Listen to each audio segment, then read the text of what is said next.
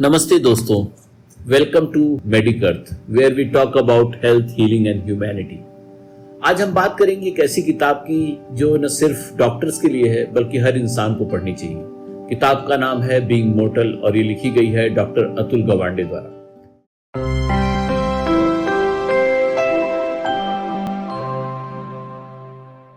ये किताब सिर्फ मृत्यु के बारे में बात नहीं करती, ये जीवन की गरिमा के बारे में बताती है। It explores the hard truth of aging, illness and death, and most importantly, what really matters in the end. As a surgeon, Gawande has all tools to prolong life, but this book is about what happens when goal is not more time, but better time.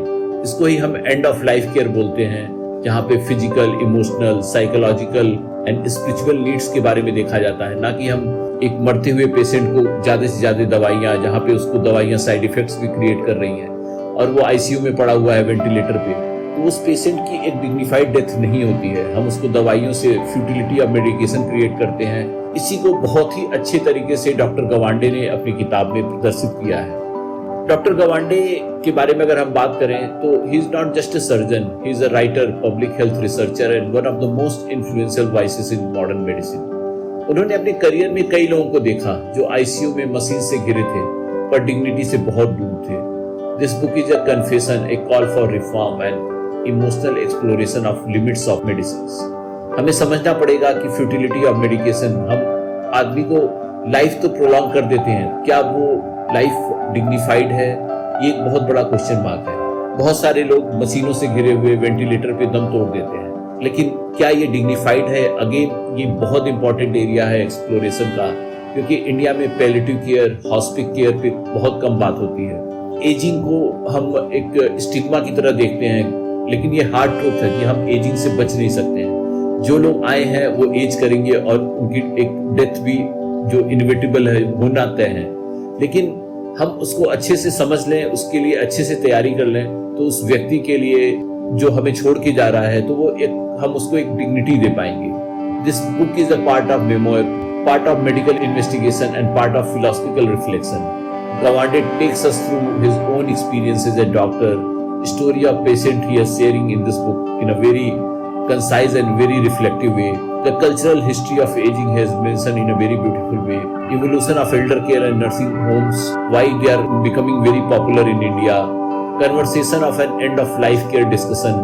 It is very important and it has been very beautifully written in this book. किताब की सबसे खास बात यह है कि ये uncomfortable सवालों से भागती नहीं है, बल्कि आंखों में आंखें डालकर जवाब का तलाश करती है, क्योंकि मौत यानी डेथ के बारे में कोई बात नहीं करना चाहता, लेकिन इस किताब में कुछ ऐसे सवालों को एक्सप्लोर किया गया है जिससे हम सभी भागते हैं। चलिए बात करते हैं एजिंग और इंडिपेंडेंस की। Ageing is inevitable but how we age, that is the real question. Gawande explains how in earlier times family cared for their elders at home, लेकिन आज की न्यूक्लियर फैमिली और फास्ट लाइफ की वजह से हम बुजुर्गों को ओल्ड एज होम में भेज दे रहे हैं और असिस्टेड लिविंग में भेज दे रहे हैं। लेकिन अगर हम देखें कि अपने ट्रेडिशनल मेथड्स, अपने ट्रेडिशनल चीजों पे अगर हम गौर करें, पुराने हिस्ट्री को अगर हम अच्छे से समझें या अपने दादा परदादा का ही एग्जाम्पल दें, तो वो गए दुनिया से, लेकिन वो अपने परिवार में गए, क्योंकि हमारी एक ज्वाइंट फैमिली थी। सब लोग एक जिम्मेदारी के साथ उस व्यक्ति का ध्यान रखते थे, उनकी डिग्निटी का ध्यान रखते थे, उनके फिजिकल, इमोशनल, साइकोलॉजिकल नीड्स का ध्यान रखते थे।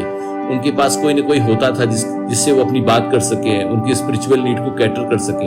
लेकिन फास्ट लाइफ, रैट रेस ने आदमी को बहुत सेल्फिश बना दिया है और हमारे बुजुर्ग अब ओल्ड एज होम्स में शरण ले रहे हैं या असिस्टेड लिविंग में जा रहे हैं, जहाँ पे वो अकेलापन और लोनलीनेस और बहुत सारी चीजों से ग्रसित होते हैं।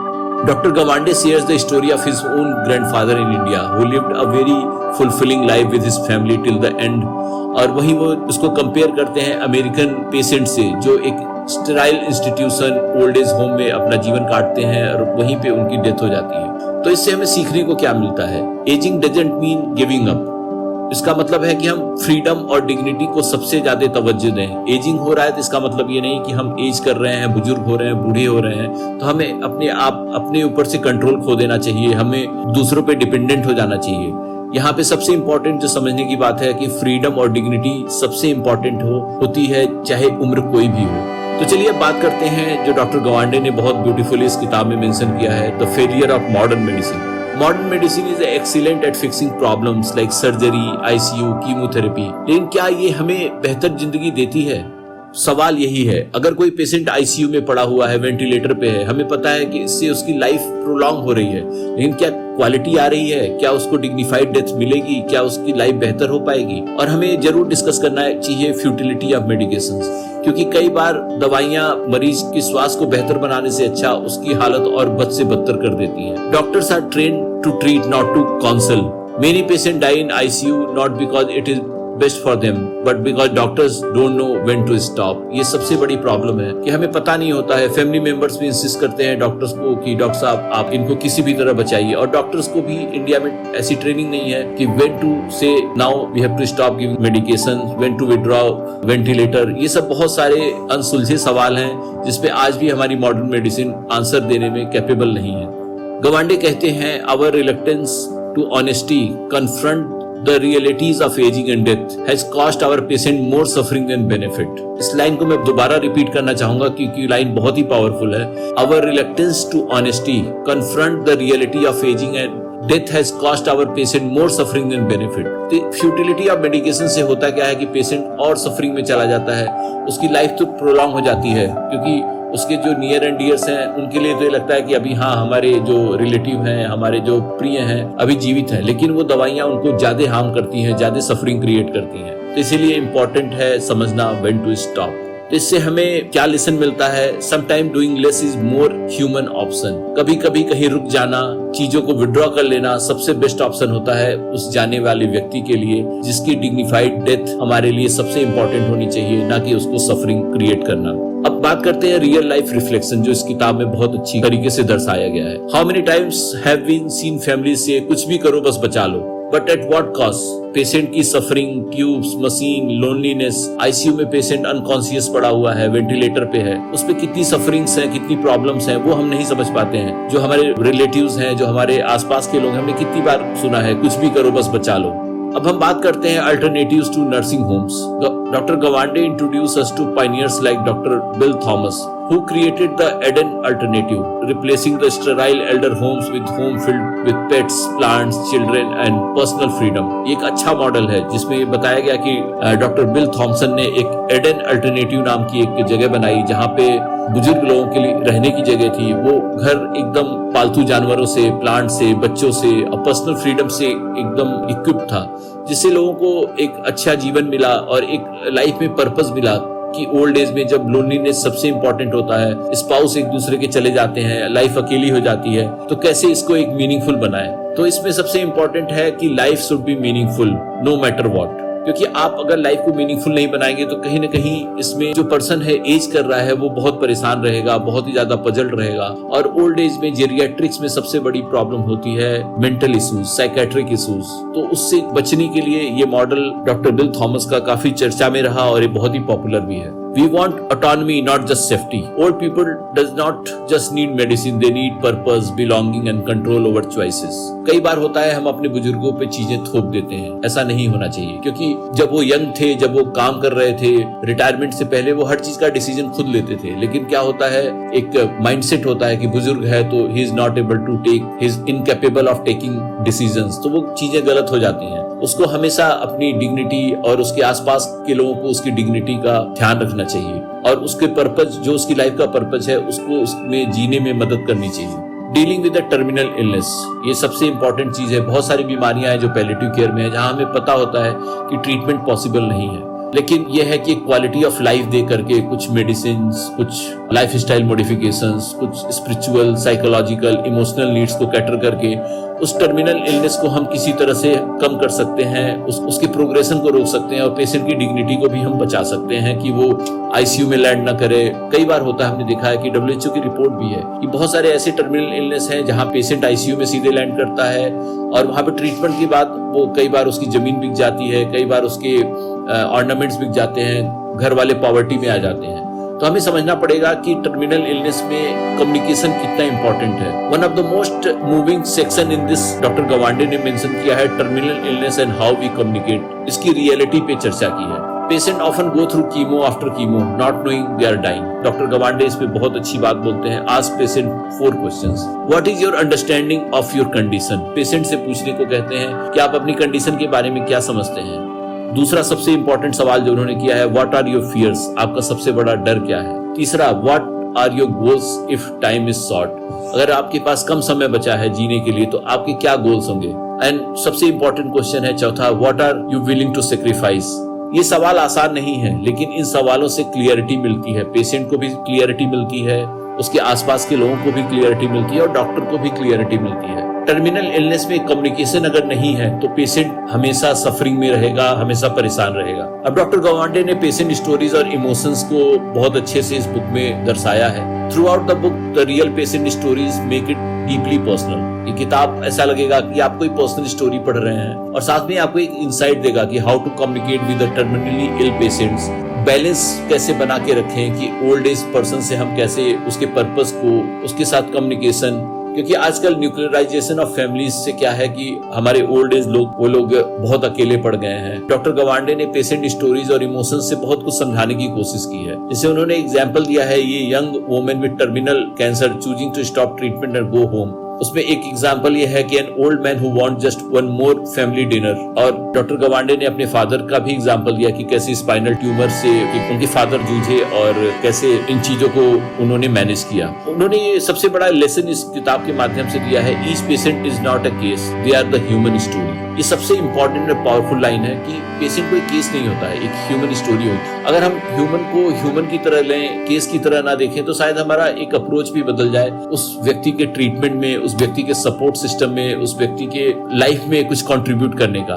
अब बात करते हैं philosophical insight. Being mortar is about medicine, yes, but it's really about life. Medicine important है, लेकिन सबसे इंपॉर्टेंट चीज जो हम भूल जाते हैं, हर चीज लाइफ से रिलेटेड होती है। अगर हमारी लाइफ अच्छी नहीं है, डिग्निफाइड नहीं है और हम बहुत तिल करके एजिंग कर रहे हैं, बहुत तिल करके हमारे जो ओल्ड एज लोग हैं, हमारे ग्रैंड पेरेंट्स हैं, वो परेशान हो रहे हैं, तो उन चीजों को समझने की बहुत जरूरत है। Doctor Gawande says the goal is not a good death, it is a good life all the way to very end. अब हम बात करते हैं रिफ्लेक्शंस की। इस बुक से हमें क्या रिफ्लेक्शंस मिलते हैं? हम क्यों इस सच से डरते हैं कि मृत्यु एक दिन सबको आनी ही आनी है, पर क्या हम उस दिन तक इंसानियत, गरिमा और प्रेम के साथ जी पाएंगे? This is the biggest question which we need to answer कि डिग्निफाइड, कनेक्टेड वे में, एक प्रॉपर कम्युनिकेटेड वे में हम क्या उस चीज को जी पाएंगे? This book is written with honesty and elegance. Dr. Gawande does not pretend to have all answers. He is vulnerable, reflective and deeply personal. It's like a doctor finally taking off his white coat and speaking heart to heart. Her chapter ऐसा लगता है कि कोई दोस्त हमें life और death के बारे में जेंटली समझा रहा है। अब मैं बात करता हूँ कि मेरा पर्सनल पर्सपेक्टिव क्या है। We believe in healthcare not just about the hospital or cures, it is about the human experience. This book reminds us healthcare workers need empathy and training. Families must learn to talk about death. Dignity in dying should be human and it should be a fundamental right of every patient. ये किताब हमें सिखाती है quality of life सिर्फ youth में नहीं, बुढ़ापे में भी उतनी जरूरी है। अब हम बात करते हैं किताब क्यों पढ़ना जरूरी है और किन के लिए है। अगर आप एक डॉक्टर हैं या नर्स हैं तो ये किताब आपके लिए बहुत इंपॉर्टेंट है। मेडिकल स्टूडेंट्स को तो इस किताब को जरूर पढ़ना चाहिए, क्योंकि ये किताब आपको एक रियल लाइफ, क्योंकि आप इस फील्ड में आने वाले हैं, तो आपको कैसे पेशेंट्स, एक डाइंग पेशेंट्स के साथ कैसे हैंडल करना है, ये किताब एक पर्सपेक्टिव देगी।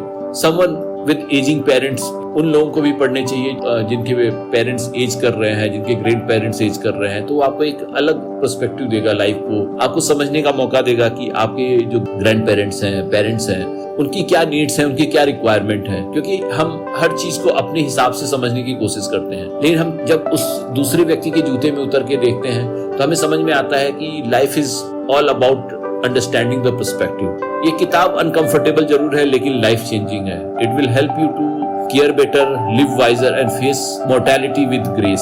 अब हम बात करते हैं फाइनल थॉट्स इस किताब की। डॉक्टर गवांडे कहते हैं, courage is strength in the face of knowledge of what is to be feared. Being mortal doesn't mean being week.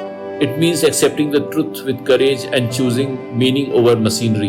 Life is not about how long we live, it is about how deeply we live till the very end. और ये किताब का बहुत ही अच्छा line है कि life is not about how long we live, it is about how deeply we live. ये था हमारा मेडिक अर्थ का बुक रिव्यू बीइंग मोर्टल पर। अगर आप ये किताब पढ़ना चाहते हैं तो इसको जरूर पढ़िए। ये किताब पढ़ना पेरेंट्स के लिए, डॉक्टर्स के लिए और जो लोग भी जिनके भी घर में एजिंग लोग हैं उन लोगों के लिए बहुत ही ज्यादा इंपॉर्टेंट है, क्योंकि बहुत सारे अनकंफर्टेबल क्वेश्चंस हैं इसमें अबाउट डेथ, अबाउट लाइफ। तो आप जिन चीजों से सबसे ज्यादा भागते हैं वो किताब आपको एक्सप्लोर करके आपको एक आईना दिखाती है, क्योंकि मृत्यु से नहीं, अमानवीय मृत्यु से डरना चाहिए। ये बहुत इंपॉर्टेंट है कि हमें एक डिग्निफाइड डेथ के लिए इस चीज को इंपॉर्टेंस देनी चाहिए। एक डिग्निफाइड डेथ को हमें फंडामेंटल राइट बनाना चाहिए। और किताब में ऐसे बहुत सारे सवाल हैं जिसको बहुत अच्छे से एक्सप्लोर किया गया है। मैं आपको हम्बली रिक्वेस्ट करूंगा इस किताब को आप पढ़िए। एंड ऑफ लाइफ केयर को समझिए, पैलेटिव केयर को समझिए, टर्मिनली इल पेशेंट को समझिए, आप डिफरेंशिएशन समझिए, what is palliative care, what is end of life care.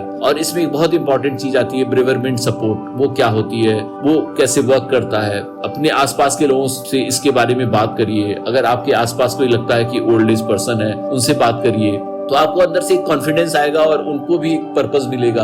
आज होता क्या है, आजकल के टाइम पे हम लोग देखते हैं, हम अपनी लाइफ में इतने बिजी हैं कि हम अपने ओल्ड एज लोगों को भूल जाते, जो बहुत ही गलत है, क्योंकि उन्होंने ही एक नींव रखी है जिस नींव पे हम बिल्ड कर रहे हैं। तो अपने पेरेंट्स से, अपने आसपास के बुजुर्गों से बात करिए और इन चीजों को समझिए कि उनकी लाइफ का पर्पस क्या है और उन चीजों को डिग्निटी दीजिए। क्योंकि देखिए, मृत्यु तो आनी है, सबको आनी है, लेकिन एक डिग्निफाइड डेथ के बारे में प्लान करना, सोचना गलत नहीं है। क्योंकि हम डेथ ऐसा टर्म है, अगर किसी से डिस्कस किया जाए तो वो आदमी दूरी बना लेता है, लेकिन हर एक व्यक्ति को इससे कहीं न कहीं फेस करना पड़ता है, इससे जूझना पड़ता है। तो इसके लिए हमेशा प्लान्ड वे में आप सोचें, एक तरीके से सोचें, तो आपको एक डीपर मीनिंग मिलेगा कि भाई जैसे लाइफ है वैसे डेथ है। और डिग्निटी इसमें सबसे इंपॉर्टेंट है, जो इस किताब में बहुत ब्यूटीफुली एक्सप्लेन किया गया है। तो दोस्तों, अगर आपको मेरा रिव्यू पसंद आया हो तो बुक को जरूर मंगाइए, पढ़िए, अपने दोस्तों, अपने पेरेंट्स और आसपास के लोगों को ये किताब जरूर शेयर करिए। साथ में हमसे जुड़े रहिए। मैं आपके लिए जल्द ही एक और अच्छी किताब का रिव्यू लेके आऊंगा। धन्यवाद।